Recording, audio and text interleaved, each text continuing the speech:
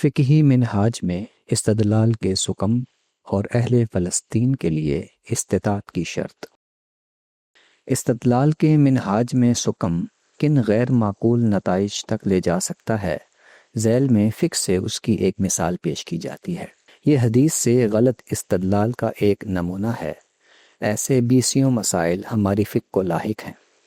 اس سے یہ بھی واضح ہوگا کہ فکر غامدی میں استدلال کی بنیادوں کی تنقیح کیوں اہم ہے، حدیث کے بارے میں غامدی صاحب کا موقف کیوں درست ہے، نظم کلام سے فہم کلام کے حقیقی مفہوم تک رسائی کا منہاج کیوں کر ایک درست طرز فہم ہے۔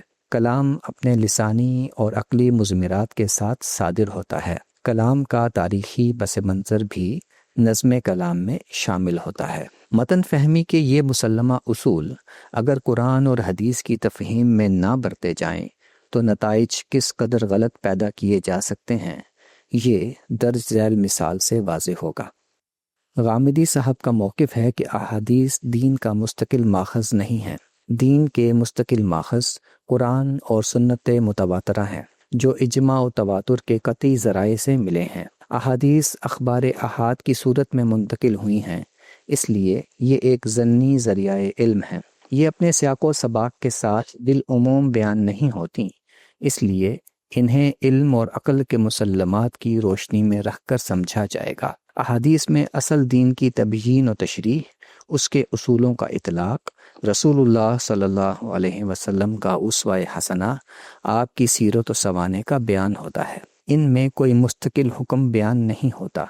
ان سے قرآن کے کسی حکم میں نسخ اور تبدیلی نہیں ہوتی۔ اس کے برعکس فقہا احادیث کو ایک ضمنی ماخذ تسلیم کرنے کے باوجود دین کے مستقل احکام اخذ کرنے کا ایک ذریعہ مانتے ہیں اور ان سے قرآن کے حکم میں نسخ و تبدیلی کے بھی قائل ہیں۔ متن میں لسانی اور عقلی تقییدات عائد کرنے میں بھی ان کے ہاں سکم پائے جاتے ہیں۔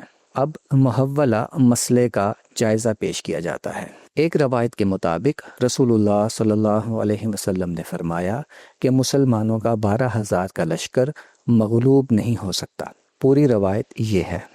عن ابن عباس عن النبی صلی اللہ علیہ وسلم قال خیر الصحابۃ 4 وخیر السرایا 400 وخیر الجیوش 4,000 ولن یغلب 12,000 من قلہ۔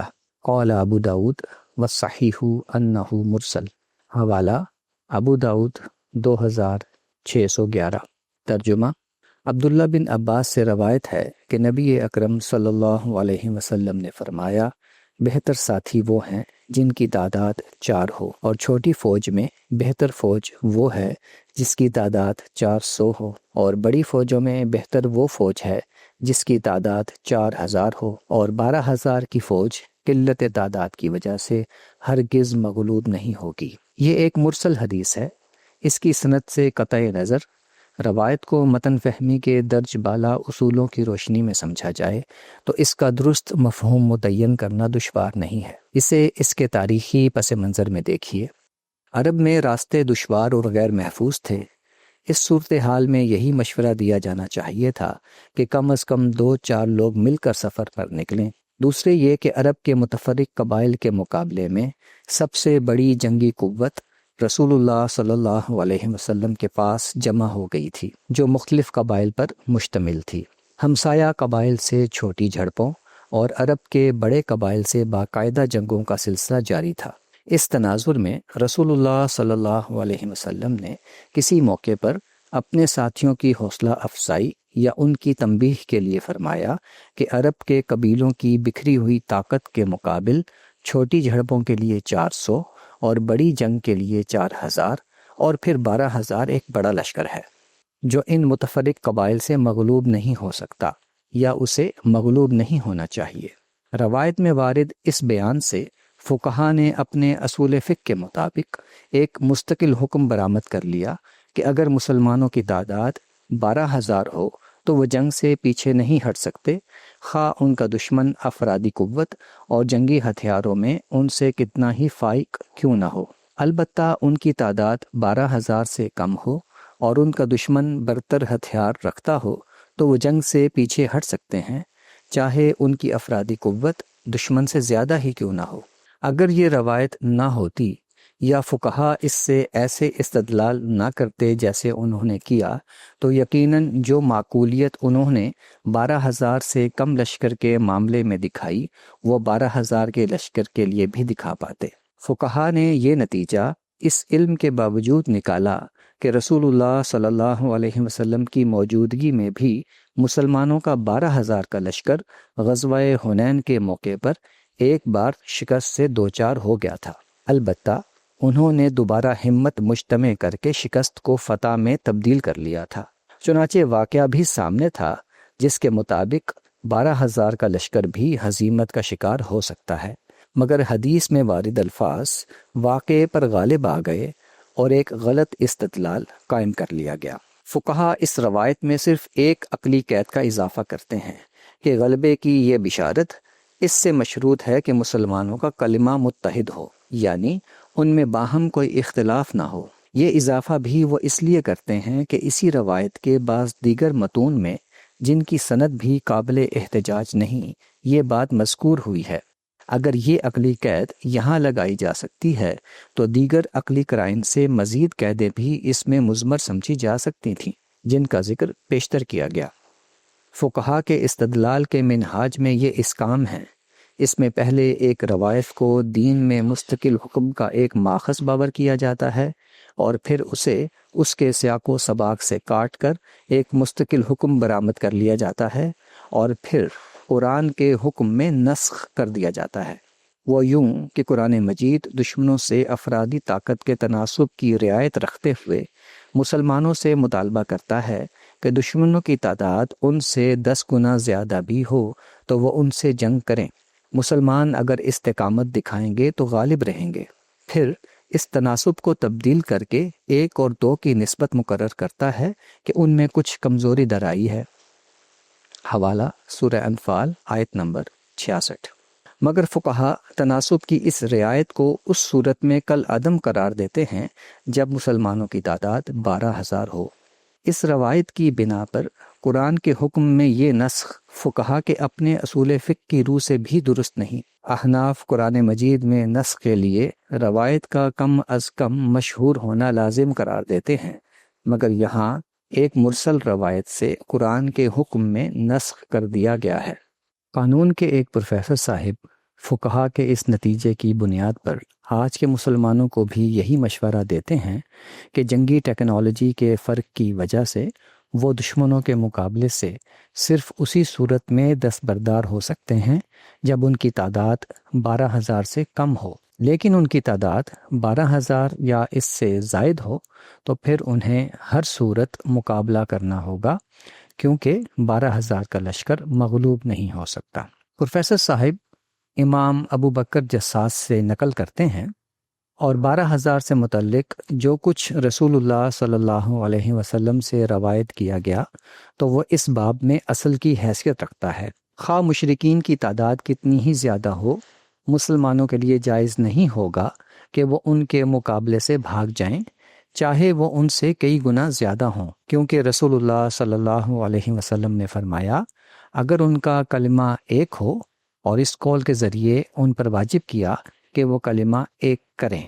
اس پر تبصرہ کرتے ہوئے وہ لکھتے ہیں، پس ایسی صورت میں یعنی جب ان کی تعداد 12,000 ہو، مسلمان یہ عذر نہیں پیش کر سکتے کہ ان کا آپس میں اتحاد نہیں ہے اور اس لیے وہ اس حکم سے مستثنیٰ ہیں۔ اس کے برعکس ایسی صورت میں ان پر شرعاً واجب ہوگا کہ وہ متحد ہو کر دشمن کے خلاف لڑیں اور یقین رکھیں کہ اللہ تعالیٰ ان کی مدد کرے گا اور انہیں دشمن پر غالب کرے گا۔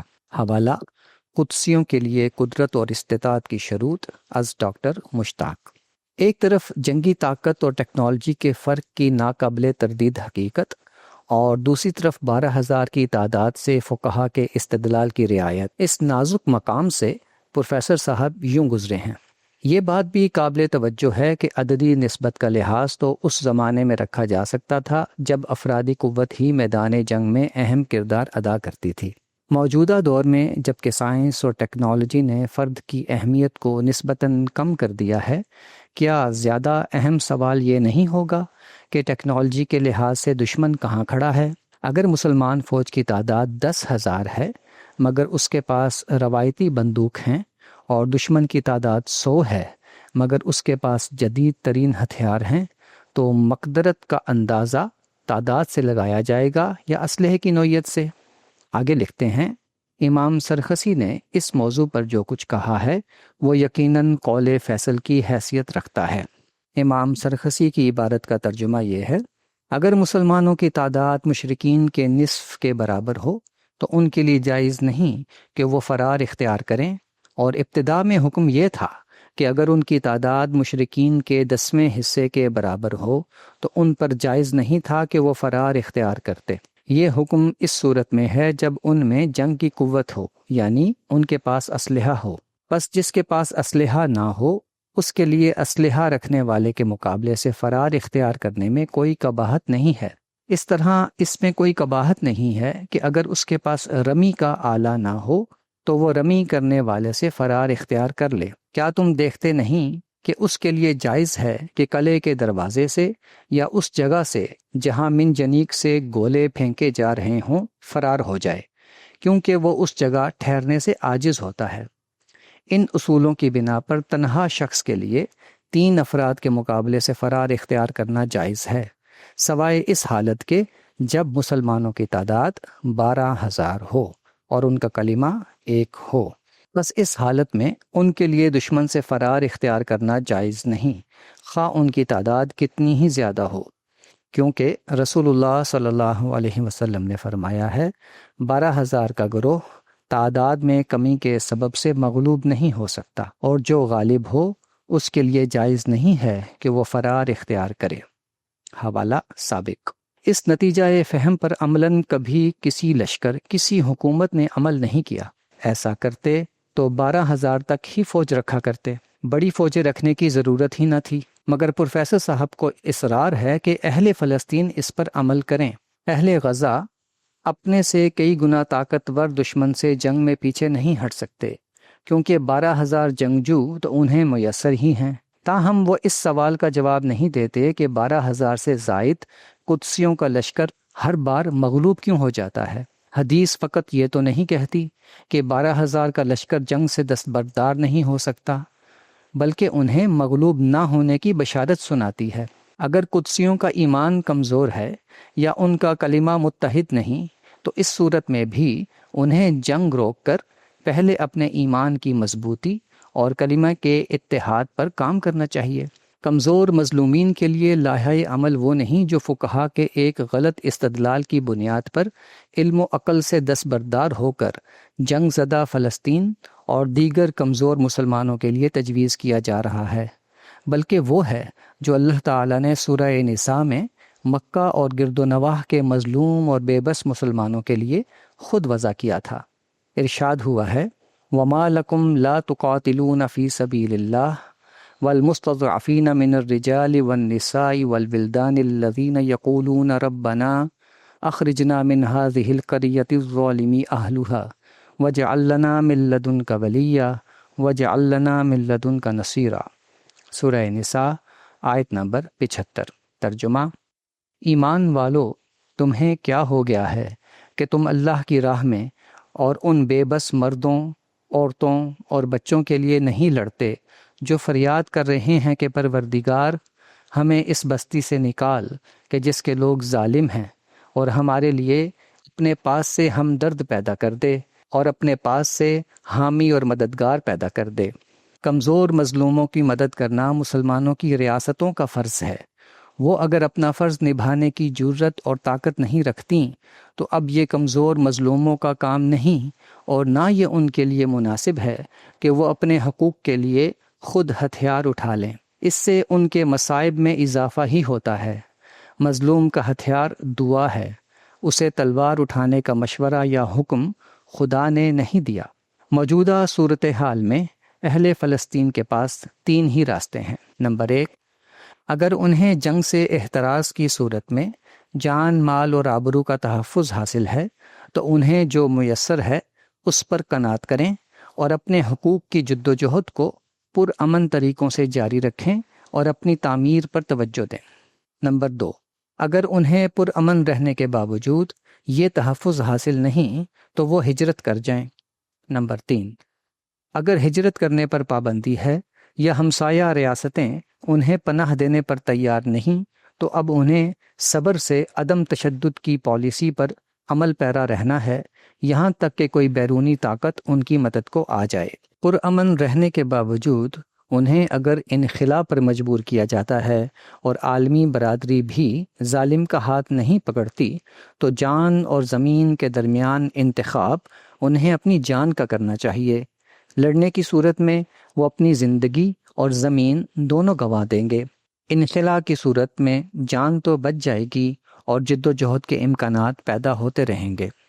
مجبوری کے ایسے عالم میں انفرادی سطح پر عقل یہی راستہ سجھاتی ہے۔ اجتماعی معاملے میں بھی اسی کو اختیار کرنا چاہیے۔ تاہم اگر پرامن رہنے کے باوجود ان کی نسل کشی کی جاتی ہے تو اب یہ اضطراری حالت ہے۔ اس صورت میں اپنے دفاع میں وہ چاہیں تو لڑتے ہوئے موت کو گلے لگا لیں، لیکن یہ صورتحال در حقیقت اہل فلسطین کو درپیش نہیں۔ انہیں حماس کی جنگی کارروائیوں کے بعد تباہی کا سامنا کرنا پڑتا ہے۔ حماس فقط دفاعی جنگ نہیں لڑتی بلکہ آگے بڑھ کر اقدام کرتی ہے، اور یہ وہ اس وقت بھی کرتی ہے جب جنگ نہیں ہو رہی ہوتی۔ یہ دفاع نہیں، دعوت مبارزت ہے، جسے دے کر وہ زیر زمین چھپ جاتی اور عام لوگوں کو کھلے آسمان تلے بے رحم میزائلوں اور بموں کا نشانہ بننے کے لیے چھوڑ جاتی ہے۔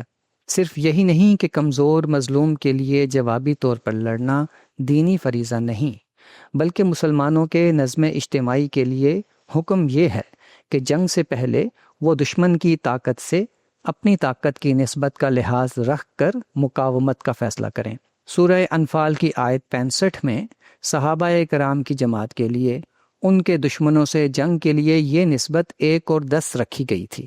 کچھ مدت بعد اسے بھی تبدیل کر کے 1 اور 2 کی نسبت قائم کی گئی، اور وجہ یہ بتائی گئی کہ ان میں کچھ کمزوری در آئی ہے۔ یہ کمزوری نئے مسلمان ہونے والوں کی وجہ سے پیدا ہوئی تھی۔ ارشاد ہوا ہے، الآن خفف اللہ عنکم وعلم ان فیکم ضعفا فإن یکم منکم مئۃ صابرۃ یغلبوا مئتین وإن یکم منکم الف یغلبوا الفین بإذن اللہ واللہ مع الصابرین۔ سورہ انفال آیت نمبر 65۔ ترجمہ: اس وقت البتہ اللہ نے تمہارا بوجھ ہلکا کر دیا ہے، اس لیے کہ اس نے جان لیا کہ تم میں کچھ کمزوری ہے، سو تمہارے 100 ثابت قدم ہوں گے تو وہ 200 پر غالب آئیں گے، اور اگر تمہارے 1000 ایسے ہوں گے تو اللہ کے حکم سے 2000 پر بھاری رہیں گے، اور اللہ ان لوگوں کے ساتھ ہے جو اس کی راہ میں ثابت قدم رہیں۔ ارشاد ہوا ہے، یا ایھا النبی حرض المؤمنین علی القتال ان یکم منکم 20 صابرون یغلبوا 200 وان یکم منکم 100 یغلبوا الفا من الذین کفروا بانہم قوم لا یفقہون۔ الآن خفف اللہ عنکم وعلم ان فیکم ضعفا فإن یکم منکم 100 صابرۃ یغلبوا 200 وإن یکم منکم الف یغلبوا الفین بإذن اللہ واللہ مع الصابرین۔ سورہ انفال آیت نمبر 65-66۔ اے پیغمبر، ان مومنوں کو اس جنگ پر ابھارو جس کا حکم پیچھے دیا گیا ہے۔ اگر تمہارے لوگوں میں 20 آدمی ثابت قدم ہوں گے تو وہ 200 پر غالب آئیں گے، اور اگر تمہارے 100 ہوں گے تو 1000 منکروں پر بھاری رہیں گے، اس لیے کہ یہ ایسے لوگ ہیں جو بصیرت نہیں رکھتے۔ اس وقت البتہ اللہ نے تمہارا بوجھ ہلکا کر دیا ہے، اس لیے کہ اس نے جان لیا کہ تم میں کچھ کمزوری ہے، سو تمہارے 100 ثابت قدم ہوں گے تو وہ 200 پر غالب آئیں گے، اور اگر تمہارے 1000 ایسے ہوں گے تو اللہ کے حکم سے 2000 پر بھاری رہیں گے، اور اللہ ان لوگوں کے ساتھ ہے جو اس کی راہ میں ثابت قدم ہیں۔ یہ وہ جماعت تھی جسے خدا کی نصرت حاصل تھی۔ فرشتے ان کی مدد کو کتار اندر کتار اترنے کے منتظر رہتے تھے۔ ان کے لیے بھی ان کے دشمنوں کے مقابلے میں ان کی کمزوری کی رعایت رکھتے ہوئے طاقت کی نسبت میں تبدیلی کر دی گئی تھی۔ اس سے یہ تعلیم ملتی ہے کہ طاقت کی نسبت میں یہ رعایت بعد والوں کو بدرجہ اولا ملحوظ رکھنی چاہیے، ان کے ہاں طاقت کی نسبت جنگی ٹیکنالوجی کے فرق سے طے ہوگی۔ غرض یہ کہ کامیابی کے امکان کا اندازہ کر کے جنگ کرنے یا نہ کرنے کا فیصلہ کیا جائے۔ نتائج سے بے پرواہ ہو کر لڑتے چلے جانا، یہ 19ویں اور 20ویں صدی میں نظریہ قومیت کے متاثرین کا ایجاد کردہ جنون ہے، جو زمین اور اقتدار کے حصول کو انسانی جان پر فوقیت دیتا ہے، جو غیر قومی اور غیر مقامی انسانوں کی حکومت کو حرام اور ہم قومی اور مقامی حکومت ہی کو جائز تصور کرتا ہے، اور ان چیزوں کے لیے انسانی جانوں کے بے دریغ ضیاع کو قربانی اور شہادت کا نام دیتا ہے۔ نظریہ قومیت کا اپنا دین اور اپنی شریعت ہے۔ اس کے برعکس خدا کی نظر میں سب سے قیمتی چیز خود انسان ہے، جسے یہ بھی اجازت ہے کہ وہ کلمہ کفر کہہ کے اپنی جان بچا لے۔ اس پر مکہ کی مقدس زمین بھی اگر تنگ ہو جائے تو وہ وہاں سے بھی ہجرت کر جائے، مگر بے فائدہ لڑ مر کر امر ہونے کی ضرورت نہیں۔ اندھا دھند شہادتیں دین کا تقاضا نہیں۔ ساری طاقتیں رکھتے ہوئے بھی خدا نے جو رعایتیں جماعت صحابہ کے لیے ملحوظ رکھیں، انہیں آج کے مسلمان، ان کے جذباتی دانشور اور علماء غیروں سے سیکھی طرز مقاومت کی بنیاد پر تسلیم کرنے کو تیار نہیں۔ اس کا نتیجہ مسلسل ہزیمت کی صورت میں سامنے ہے۔ یہ ایسا ہی چلتا رہے گا جب تک وہ ہوش کے ناخن لینے پر تیار نہیں ہو جاتے، کیونکہ خدا اپنے طریقے بدلنے والا نہیں۔